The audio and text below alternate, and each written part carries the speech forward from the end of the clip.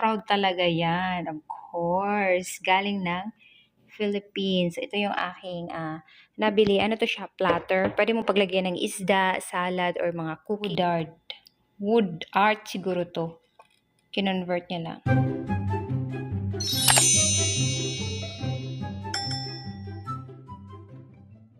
Hi everyone, this is April again and welcome to my channel. So if you're new to my channel, please do like and subscribe. Also click na the notification button down below para naman ma-notify kayo sa next ko na upload video just like this. Okay, I have a confession. Dahil nga shopaholic tayo, syempre naman mga babae, shopaholic talaga. So ito yung aking i-share sa inyo. Nag-isip ako kung anong magiging gift ko para sa mga in-laws ko. Kasi nga dumating dito yung mga in-laws ko.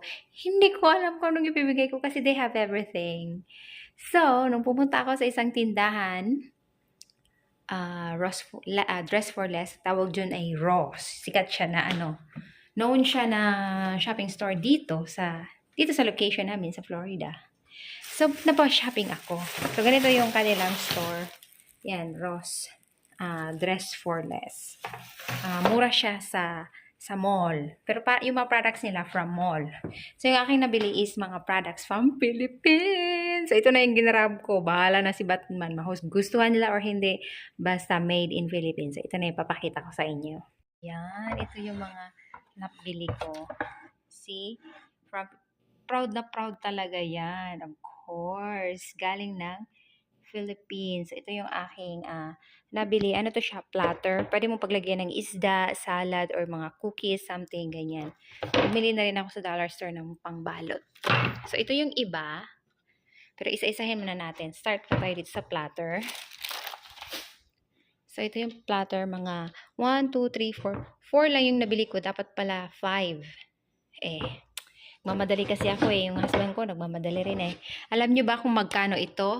Ito yung price niya. From $17, naging $11.99 na lang siya. Pero mahal pa rin yan. Pero sige na, ginoko na siya dahil it's made in Philippines. So, syempre, proud na proud tayo sa ating bansang sinalangan.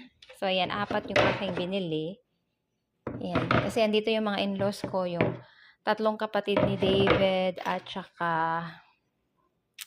yung kanyang mga asawa ng kanyang kapatid. Tapos ito naman, set na siya, saucer. Maganda siya kasi wood heart by Charles. Wood art siguro to. Kinonvert niya lang. Handcrafted in Philippines using only environmental friendly acacia wood. Yan, made in Philippines yan. I'm so proud. Proud na proud talaga tayo dyan.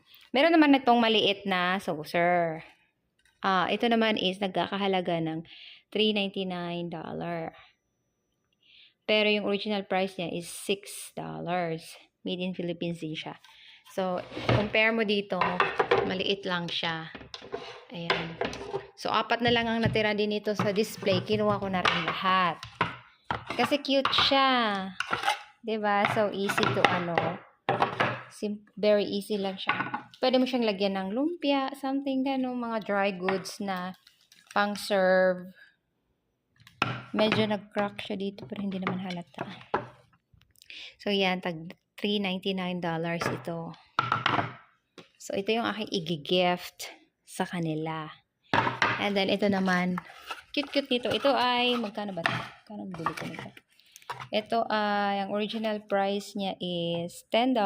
So, meron akong discount na $3 kasi $6.99 siya. So, almost 7 plus tax pa. Same lang din. Parang walang binawas. Parang $10. Kasi may tax pa ito na 7% at 11%. 7% na tax. Additional. So, parang $10 lang din. Yun, basta ang mahalaga, ang sa akin is made from Philippines. So, maganda siyang pangregalo sa aking mga biyanan. Kasi nga, nag-visit sila this time here in Florida. Tapos, ito yung aking magiging gift sa kanila. Ayan. Diba ang cute? So, ito yung aking gift sa kanila. Ang saya-saya ko. Ayan. Ito na ang aking, excited na ako dito sa mga gift na 'to para sa aking mga in-laws. Kasi andito yung bale ang kapatid ni David is 3. So, may asawa yan lahat. So, tapos yung isa pang ano niya, yung mama niya at saka yung tita niya at saka yung uncle niya. So, ito yung pamimigay ko sa kanila. Ang ganda, 'di ba? Ang gandang gift siya. Kasi mga foreigners sila lahat. It's nice kasi ako lang yung Filipino sa family. So, it's nice to give them like this. And it's easy sa i-care sa kanila kasi nga, tatravel pa sila balik sa New York. 2 days from now. So, yun lang guys. Bye for now. Thank you for watching. Bye!